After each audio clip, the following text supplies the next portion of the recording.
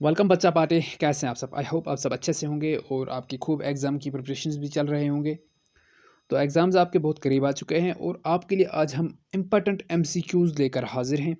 तो चलिए आज से हम इम्पोर्टेंट एमसीक्यूज़ जो आपके एग्ज़ाम के लिए बहुत ही फ़ायदेमंद होने वाले हैं, बहुत ही महत्वपूर्ण होने वाले हैं। तो चलिए बिना टाइम ज़ाया किए करते हैं शुरुआत आज के अपने इस टॉपिक की। क्वेश्चन नंबर 1 है, a boy runs his toy car on dry marble floor, wet marble floor, newspapers and towel spread on the floor. The force of friction acting on the car on the different surfaces in increasing order will be. बोल रहे एक boy बच्चा है, वो car अपनी जो छोटी car होती है, ठीक है, टॉय कार, उसको रन करा रहा है, उसको चला रहा है मार्बल फ्लोर पे भी, ठीक है, और जो है वेट एक गीला फ्लोर है, ठीक है, ओके, मार्बल फ्लोर उस पर भी, एक ड्राई मार्बल फ्लोर है, ठीक है, जो बिल्कुल जिस पे कोई पानी वगैरह नहीं है, दूसरी बार उसको गीला करा हुआ है, तीसरी बार न्यूज़पेपर पे चला रहा है, फिर उसके बाद एक टॉवल पे भी चला रहा है, ठीक है, जो स्प्रेड करके रखा हुआ है, जो फैला के रखा हुआ है फ्लोर के ऊपर, ठीक है, okay. The force of friction आपको बतानी है कि फोर्स ऑफ फ्रिक्शन ज़्यादा किस में लग रही है, फिर आपको यही बताना है कि फोर्स ऑफ फ्रिक्शन जो है वो इंक्रीजिंग ऑर्डर में आपको बताना है कि आपको इंक्रीजिंग ऑर्डर यानी कि पहले सबसे कम किस पे लग रही है, फिर उससे ज़्यादा किस पे लग रही है, फिर उससे ज़्यादा किस पे लग रही है, ठीक है, ओके। तो आपको चेक करना है। तो याद रखिए कि इसमें आपको ऑप्शन नंबर 1 जो है ना, that is the correct option, यानी कि वेट फ्लोर पे सबसे कम लगेगी, ठीक है, वेट मार्बल फ्लोर पे, फिर उससे थोड़ी ज़्यादा लगेगी ड्राई मार्बल फ्लोर पे फोर्स ऑफ फ्रिक्शन, ठीक है, उससे ज़्यादा जो है न्यूज़पेपर पे लगेगी और उससे ज़्यादा जो है टॉवल पे लगेगी, ठीक है। तो आई होप आपको समझ आया होगा। अगर आपने इसका चैप्टर नहीं पढ़ा तो वो भी आप पढ़ सकते हैं अगर आपके पास टाइम इस वक्त है। ओके, क्वेश्चन नंबर 2 है, 4 children were asked to arrange forces due to rolling. तो 4 बच्चों को कहा गया कि अरेंज करें forces due to rolling, static and sliding frictions, ठीक है, इन अ डिक्रीजिंग ऑर्डर में द करेक्ट अरेंजमेंट भी। तो करेक्ट अरेंजमेंट कैसे होगी, ठीक है। तो आपको डिक्रीजिंग ऑर्डर में यहाँ पे अरेंज करने के लिए बोला गया है, ठीक है, यानी कि डिक्रीजिंग ऑर्डर मीन्स सबसे पहले कौन सी लगेगी, फिर उससे कम क्या है, सबसे ज़्यादा फोर्स ऑफ फ्रिक्शन कौन सी है, फिर उससे कम कौन सी है, फिर उससे कम कौन सी है। तो याद रखिए स्टैटिक फ्रिक्शन जो होती है वो सबसे ज़्यादा होती है, ठीक है, ओके, फिर उसके बाद स्लाइडिंग फ्रिक्शन, फिर उसके बाद आएगा रोलिंग फ्रिक्शन। ये है इसका डिक्रीजिंग ऑर्डर, ओके। तो चलिए आगे बढ़ते हैं for the question number 3। A big wooden box is being pushed on the ground from the west to east. एक बहुत बड़ा सा बॉक्स है, वो पुश किया जा रहा है, ग्राउंड पे रखा हुआ है, west east to west, east से वेस्ट की ओर, ठीक है, ओके, ईस्ट से वेस्ट की ओर। The force of friction due to ground will act in on the books towards. बोला जो फोर्स ऑफ फ्रिक्शन लगने वाली है इस बुक्स पे, ठीक है, ग्राउंड की वजह से, वो किस डायरेक्शन में लगने वाली है। तो देखिए ईस्ट टू वेस्ट हम इस पे फोर्स लगा रहे हैं, बुक्स को मूव करा रहे हैं, तो फोर्स ऑफ फ्रिक्शन जो है वो किस डायरेक्शन में लगी, ये ईस्ट से वेस्ट था ना, तो force of friction opposite direction में लगेगी, यानी कि ईस्ट डायरेक्शन में लगेगी, ठीक है, ओके। ये ईस्ट से वेस्ट था, अपोजिट में क्या हो गया, ईस्ट आएगा इसका, okay.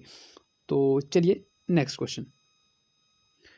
Spring balance can be use to measure. एक स्प्रिंग बैलेंस क्या मेजर करने के लिए यूज़ करी जाती है। तो इसमें जो आपका ऑप्शन होगा that's option number C, B and D, यानी कि एक तो आपकी जो स्प्रिंग बैलेंस है, force acting on an object, उसको मेजर करने के लिए यूज़ करी जाती है, और डेंसिटी ऑफ एन ऑब्जेक्ट को मेजर करने के लिए यूज़ करी जाती है, ठीक है। तो next question is, the friction between two surface does not depend upon the following. The one is, जो फोर्स ऑफ फ्रिक्शन है वो किस पे डिपेंड नहीं करती है, ठीक है। The amount of surface area of the two objects is in contact with each other, weight of an object which tends to move on the surface of other object, degree of softness of surface of two objects in contact with each other, या degree of roughness। तो इनमें से कौन सा होगा, very good, अगर आपको पता है तो बोल सकते हैं आप। तो इसमें हमारा आएगा ए पार्ट, ठीक है, वेरी गुड। जो आपका force of friction between the two surface वो किस पे डिपेंड नहीं करता, amount of surface area of the two objects which are in contact with each other, okay. तो चलिए अब आगे बढ़ते हैं क्वेश्चन नंबर 6 की ओर। If the sliding friction between the two surface is found to be 8 newton, अगर sliding friction जो है वो 8 न्यूटन है, then the static friction between the two surface is most likely to be. तो उस वक्त जो स्टैटिक फ्रिक्शन है वो कितनी होगी, ठीक है, वेरी गुड। तो आप बताइए, ओके। तो इसमें आपका जो है बी पार्ट आ सकता है 10 न्यूटन, ठीक है, वेरी गुड। हो जो स्टैटिक फ्रिक्शन है वो स्लाइडिंग फ्रिक्शन से ज़्यादा ही होती है, ठीक है। ये देखिए 5 न्यूटन भी उससे कम है, 4 न्यूटन भी कम है, 2 न्यूटन भी कम है, तो ऐसा तो होता नहीं है, स्टैटिक फ्रिक्शन जो है वो सबसे हाईएस्ट होती है, ठीक है, ओके। फिर उसके बाद स्लाइडिंग फ्रिक्शन आता है, फिर आपका, चलिए अगला question, which are the following is not an advantage of friction. कौन सा यहाँ पे 4 ऑप्शन होंगे, इनमें से एडवांटेज फ्रिक्शन का नहीं है, यानी कि फ्रिक्शन का फ़ायदा नहीं होता है उससे, ठीक है, ओके। तो क्वेश्चन नंबर 7 का आपको आंसर बताना है, बोलिए, वेरी गुड। तो देखिए इसमें आपका पहला जो ऑप्शन है that it enables drawing to be made on paper, ये हमें हेल्प करता है पेपर पे ड्राइंग करने में। It enables rubber pad to be rubbed off, तो ये हमें मदद करता है किसमें, पैड्स को रब ऑफ करने में, ठीक है। और it enables fallen things to be picked up, क्या ये हमें हेल्प करता है कि कोई भी चीज़ नीचे गिरी हुई हो उसको ऊपर उठाने में। It enables vehicles to move on the ground, और ये हेल्प करता है जो व्हीकल हैं, जो गाड़ियाँ हैं, वो ग्राउंड पे चल पाती हैं। तो कौन सा इनमें से एडवांटेज जो है नहीं है, ठीक है। ऑप्शन नंबर सी जो है वो सही नहीं है। It enables pads to be rubbed off, ठीक है। This not an advantage of friction. तो चलिए अगला question, which of the following statement is incorrect, इनमें से कौन सा स्टेटमेंट जो है इनकरेक्ट है। स्टैटिक फ्रिक्शन इज पहला point greater than the rolling friction, बिल्कुल ठीक बात है जी। Sliding friction is less than the rolling friction, sliding friction क्या लेस होती है रोलिंग फ्रिक्शन से, बिल्कुल भी नहीं।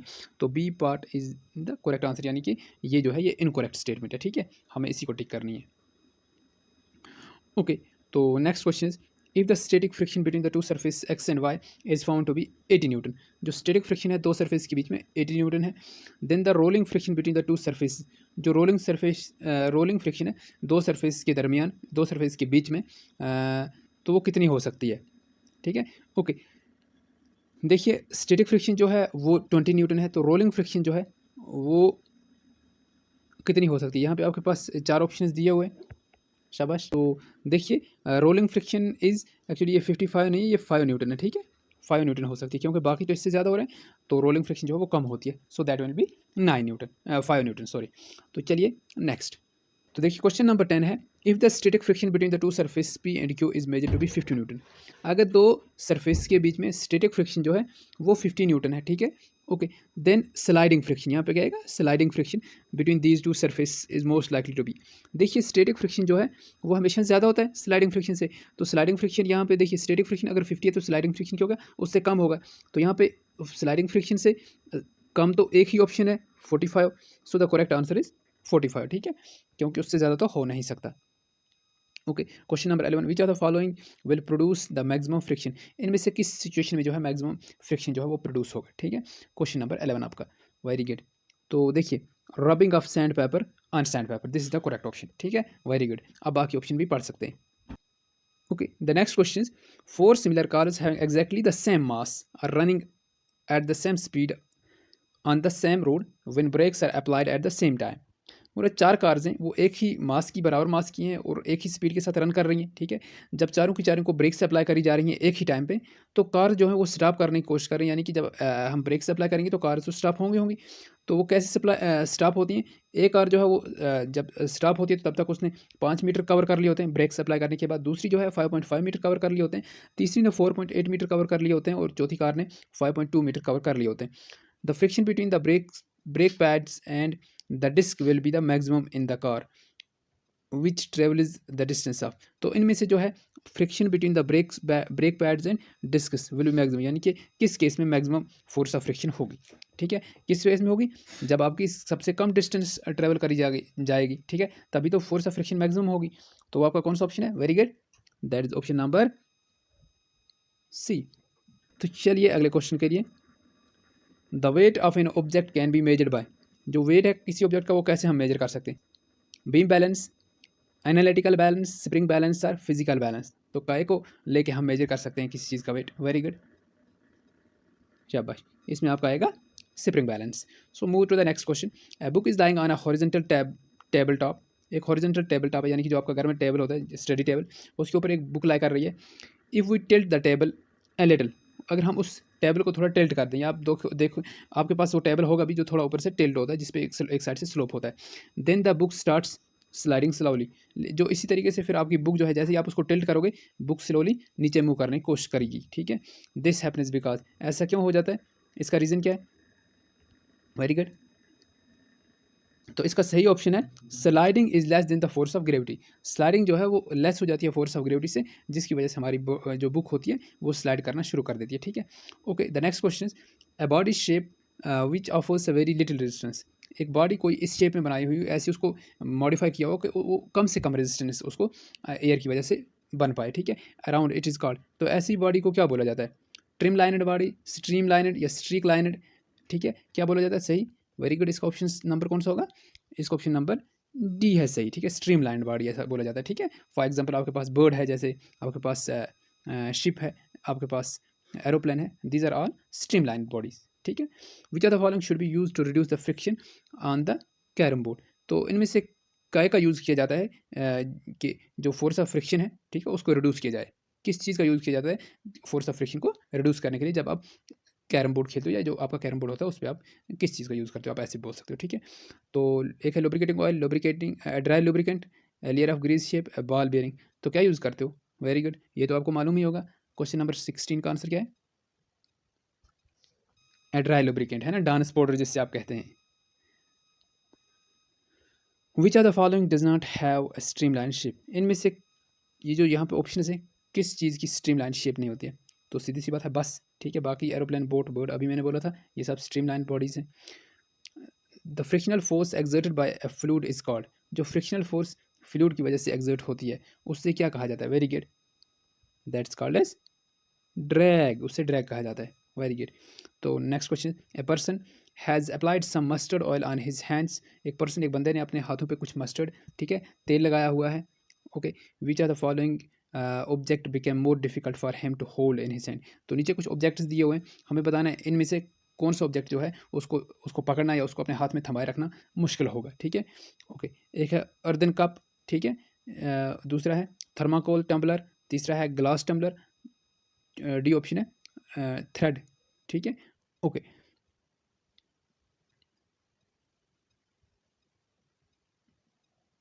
तो इसमें हमारे पास ग्लास टम्बलर आएगा। ये क्यों आएगा? क्योंकि जो अर्दन कप है और जो उनमें ज़्यादा फ्रिक्शन होती है, ठीक है। थर्माकोल टम्बलर जो है उनमें ज़्यादा फ्रिक्शन होती है, और जो ग्लास होता है उसकी वो ज़्यादा स्मूथ होता है, यानी कि उसकी फ्रिक्शन जो है वो कम होती है, ठीक है। ओके, तो next question is ball bearing is a device which usually converts. Ball bearing एक ऐसी डिवाइस है जो कन्वर्ट कर देती है, जो बदल देती है किसको?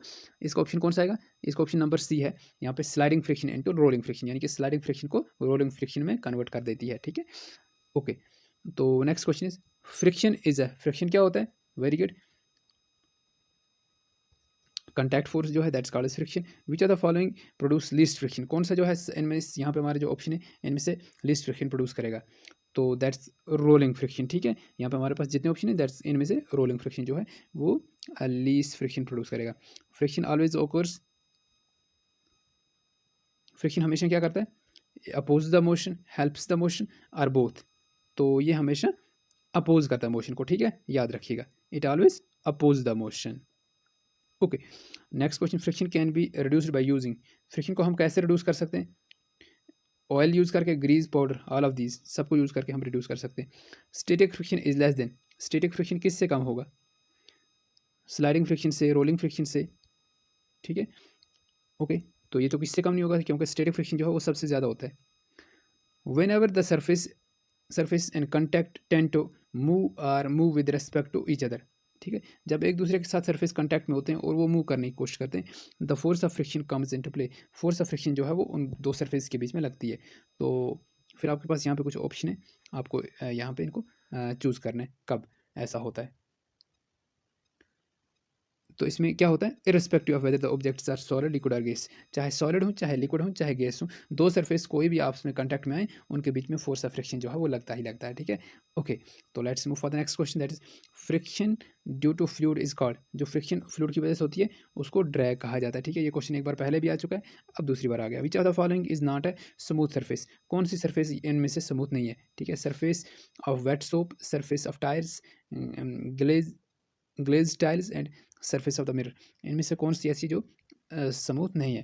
तो that is surface of tyre जो है वो स्मूथ नहीं होती है ना। आपने देखोगा टायर जो होते हैं वो स्मूथ नहीं होते हैं, अगर वो स्मूथ होंगे तो गाड़ी का चलना मुश्किल हो जाएगा और वो कहीं पे भी स्किड कर सकती है, ठीक है।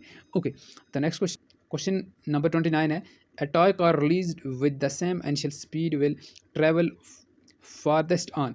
अगर एक टॉय कार को हम रिलीज़ करते हैं कुछ स्पीड के साथ, ठीक है, तो वो किस पे सबसे ज़्यादा तेज़ चल पाएगी? Mud surface, polished surface, cemented surface या ब्रिक सरफेस? तो सबसे ज़्यादा तेज़ किस पे चलेगी? पॉलिश्ड जो है, पॉलिश्ड सरफेस पे, ठीक है। ओके, तो next question is friction due to fluid is called as drag.